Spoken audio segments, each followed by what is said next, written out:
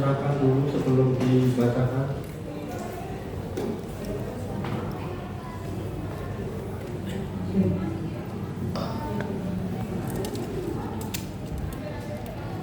Bismillahirrahmanirrahim.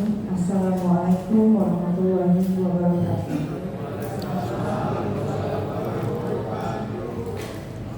Majelis Hakim yang mulia, sebelum saya menyampaikan eksepsi atau nota keberatan pribadi saya atas dakwaan jaksa penuntut umum, maka terlebih dahulu saya mengingatkan diri saya khususnya dan umumnya kepada Majelis Hakim yang mulia, pada pengacara saya yang saya banggakan,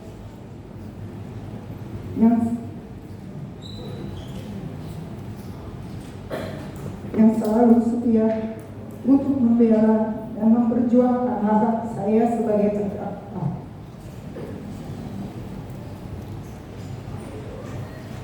Jaksa penuntut umum yang terhormat, segenap para pecinta keadilan, serta para sahabat-sahabat saya yang hadir hari ini, para pendukung saya, dan media massa, serta insan pers.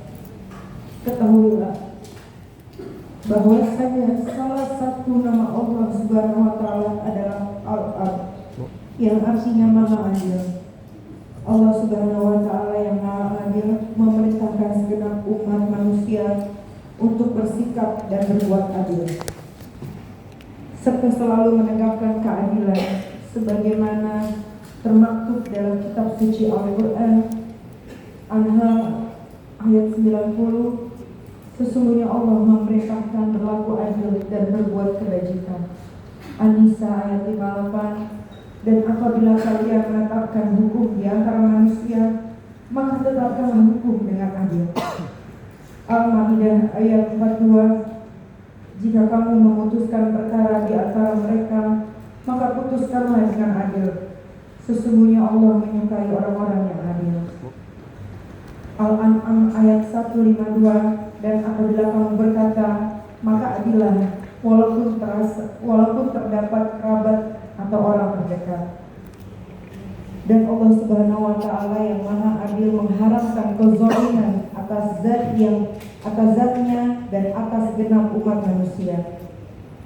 Allah Subhanahu wa Ta'ala yang Maha Adil berfirman dalam hadis, wahai para hambaku, sesungguhnya aku haramkan kezaliman atas diriku, dan aku menjadikannya sebagai sesuatu yang haram di antara kalian. Karena janganlah kalian saling menzalimi.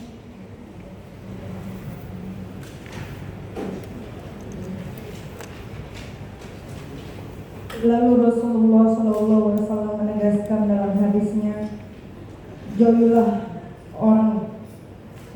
oleh kamu sekalian kezaliman, karena kezaliman itu merupakan aneka kegelapan di hari kiamat. Majelis Hakim yang mulia, sebelum saya membacakan eksepsi nota keberatan atas dakwaan yang telah dibacakan pada persidangan hari Selasa tanggal 24 Juni 2025, bahwa saya sebagai terdakwa diberikan hak oleh KUHP untuk menyampaikan nota keberatan atau eksepsi ini, maka izinkanlah saya menjelaskan terlebih dahulu atas persoalan yang terjadi saat ini yang telah menimpa diri saya, sehingga saya disidangkan di hadapan Majelis Hakim yang mulia.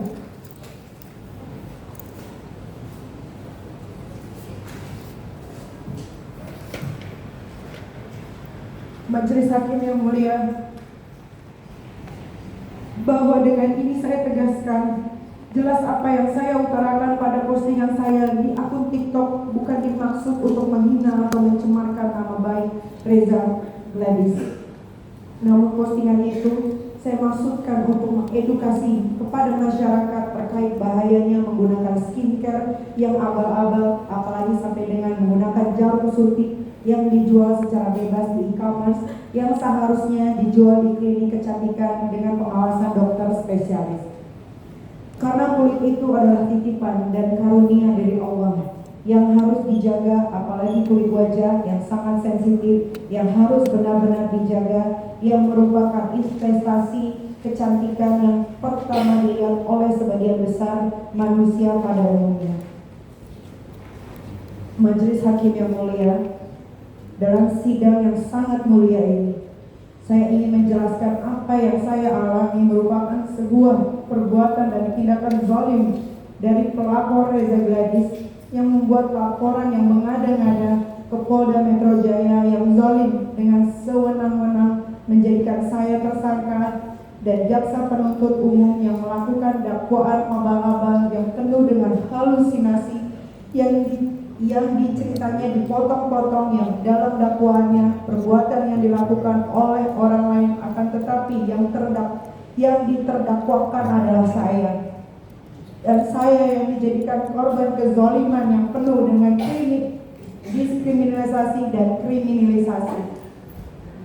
Majelis Hakim yang mulia, berikut ini saya sampaikan keberatan saya yang merupakan bagian yang tak terpisahkan dan merupakan satu kesatuan dengan nota keberatan yang dibuat dan dibacakan oleh penasihat hukum saya untuk membuktikan bahwa saya tidak melakukan tindak pidana pencemaran sebagaimana dakwaan zalim yang dilakukan oleh jaksa penuntut umum kepada saya sebagai berikut.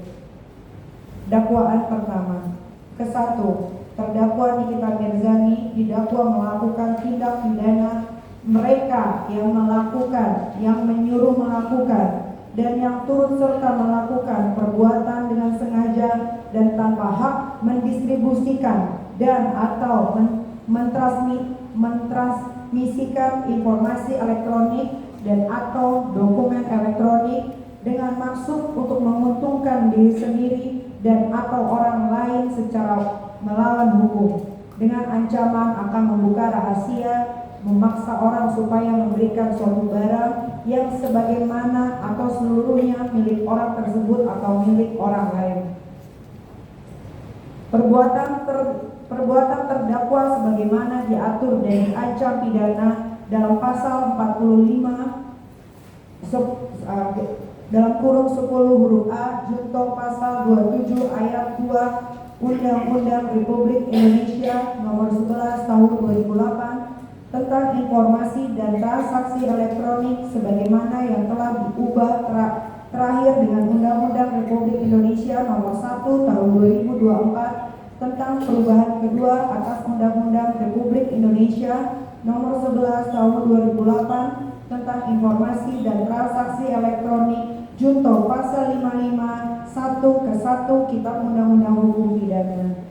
Atau kedua, mereka yang melakukan, yang menyuruh melakukan, dan yang turut serta melakukan perbuatan dengan maksud untuk menguntungkan diri sendiri atau orang lain secara melawan hukum dengan ancaman pencemaran nama baik dengan lisan maupun tulisan atau dengan ancaman akan membuka rahasia, memaksa seseorang supaya memberikan sesuatu yang seluruhnya atau sebagian kepunyaan orang itu atau orang lain, atau supaya membuat hutang atau menghapuskan piutang.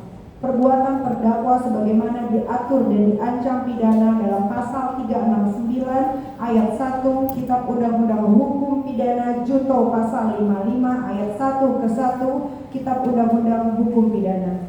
Dan kedua, mereka yang melakukan, yang menyuruh melakukan, dan yang turut serta melakukan perbuatan menempatkan, mentransfer, mengalihkan, membelanjakan, membayar, menghibahkan, menitipkan, membawa keluar negeri, mengubah bentuk, menukar dengan mata uang atau surat berharga, atau perbuatan lain atas harta kekayaan yang diketahuinya atau patut diketahuinya atau patut diduganya merupakan hasil tindak pidana sebagaimana dimaksud dalam pasal 2 ayat 1 dengan tujuan menyembunyikan asal-usul harta kekayaan. Perbuatan terdakwa sebagaimana diatur dan diancam pidana dalam pasal 3 Undang-Undang Republik Indonesia Nomor 8 Tahun 2010 tentang pencegahan dan pemberantasan tindak pidana pencucian uang junto pasal 55 ayat 1 ke 1 Kitab Undang-Undang Hukum Pidana. Majelis Hakim yang mulia, sebagai seorang wanita yang bukan berlatar belakang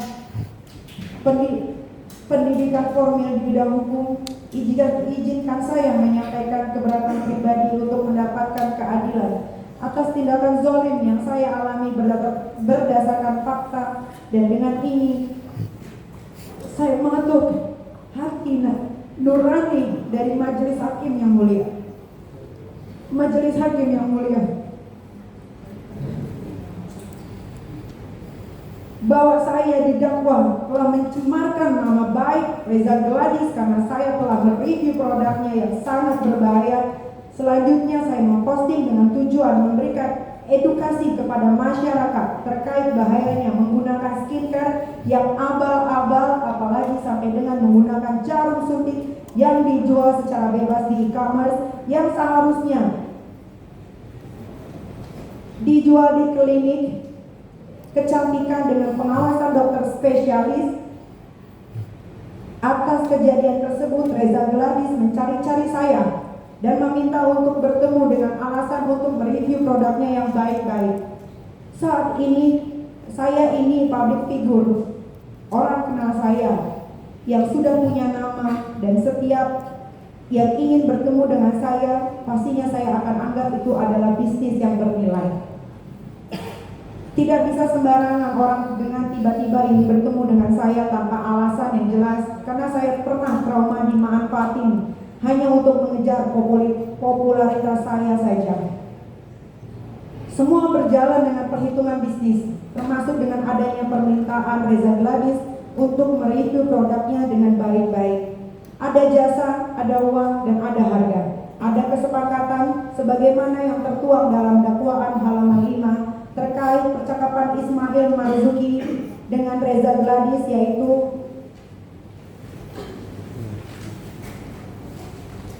jadi kalau misalnya Reza pengen kita tidak speak up, ada di site-nya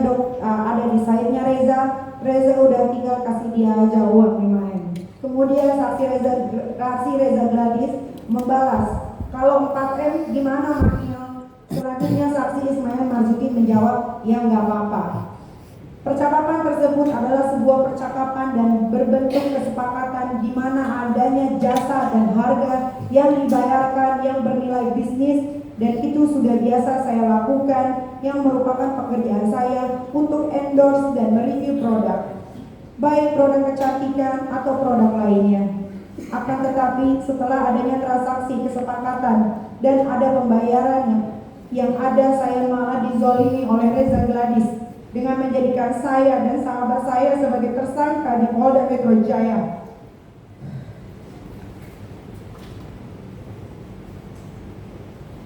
Dengan dugaan pemerasan yang sama sekali saya tidak pernah melakukan pemerasan, melainkan adanya kesepakatan untuk mereview produk dia dengan baik-baik. Bahwa perlu majelis hakim yang mulia ketahui, di dalam perkara yang sedang saya hadapi ini sudah ada perkara perdata yang sedang berjalan, yang saat ini sedang dalam tahap mediasi, yaitu dalam perkara perdata nomor 489-G-PD-2025-PN Jakarta Selatan, terdakwa Nikita Mirzani sebagai penggugat 1, terdakwa Ismail Marzuki sebagai tergugat 2, selanjutnya Reza Gladys sebagai tergugat 1, dan Mufid sebagai tergugat 2, di mana objek dalam surat dakwaan nomor register perkara PDF 154-EOH-2-06-2025. Perkara pidana nomor 36-PID.SUS-2025-PN JKT.SEL, dan objek dalam perkara perdata 489-PDT.G-2025 dan PN.JKT.SEL, yaitu sebesar 4 miliar rupiah.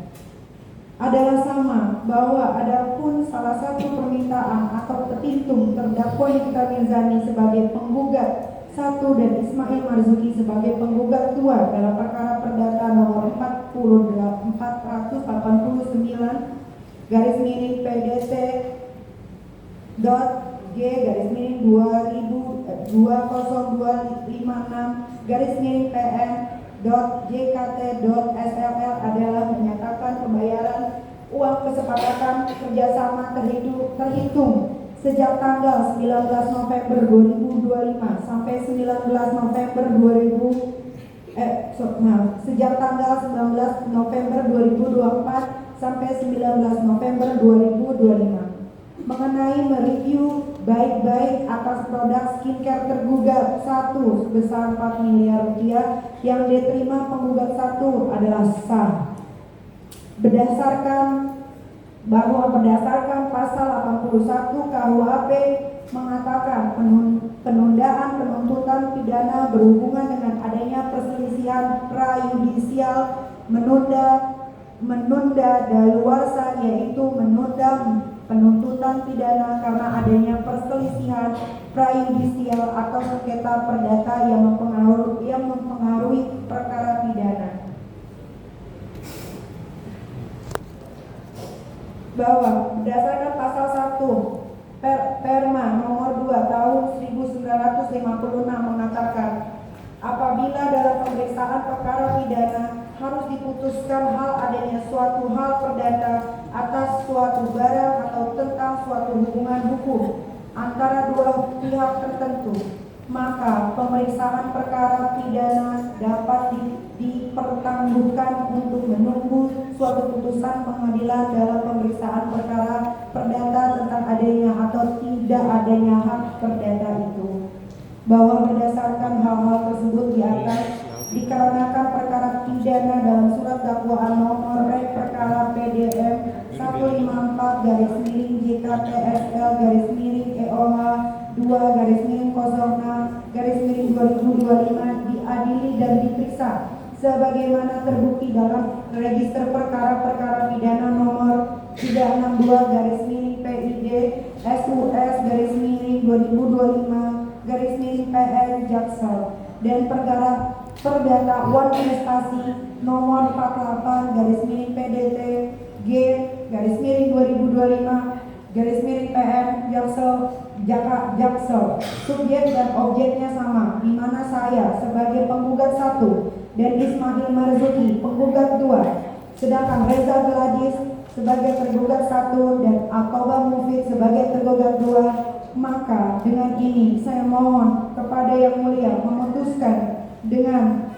1. Menetapkan dakwaan nomor perkara PDM 154 garis miring JKTSL garis miring EOH 2 garis miring 06 garis miring 2025 yang diperiksa dan diadili dalam perkara nomor 362 garis miring PID SUS garis miring 2025 garis miring PN Jaksel untuk ditangguhkan atau dihentikan dahulu sampai perkara perdata nomor 489 garis miring PDT G garis miring 2025 garis miring PN Jaksel selesai dan berkekuatan hukum tetap. Menetapkan perkara nomor 362 garis miring PID SUS garis miring 2025 garis miring PN Jaksel untuk ditangguhkan atau dihentikan dahulu sampai dengan perkara perdata nomor 48 garis miring PDT G garis miring 2025 garis miring PN Jaksel selesai dan berkekuatan hukum tetap. 3. Bahwa alasan yuridis permohonan saya sebagaimana telah ditentukan dalam pasal 31 KUHP dan pasal 1 Perma nomor 1 tahun 1956. Dengan ini terdakwa Nikita Mirzani mengajukan permohonan agar perkara pidana dalam surat dakwaan perkara PDM 154 garis miring JKTSL garis miring EOH garis 2 garis miring 06 2025 perkara nomor 362 PID SUS garis miring 2025 garis miring PN Jaksel untuk ditangguhkan atau dihentikan dahulu sampai dengan perkara perdata nomor 48 PDT G garis miring tetap yang saat ini dalam tahap mediasi di Pengadilan Negeri Jakarta Selatan. Majelis Hakim yang mulia, rekan-rekan media, dengan ini saya tegaskan, saya diadili di persidangan ini, begitupun juga akan ada saatnya semua manusia akan dimintai pertanggungjawabannya atas